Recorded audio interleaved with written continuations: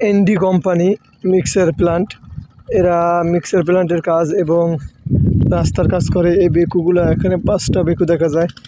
এখানে 5টা বেকু দিয়া রাস্তার কাজ করে এবং মিক্সার প্ল্যান্ট আছে তাদের।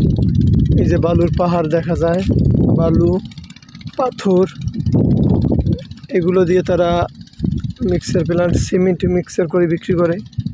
এখানে সবগুলোই যারা চাকরি করে বেশিরভাগই ড্রাইভার।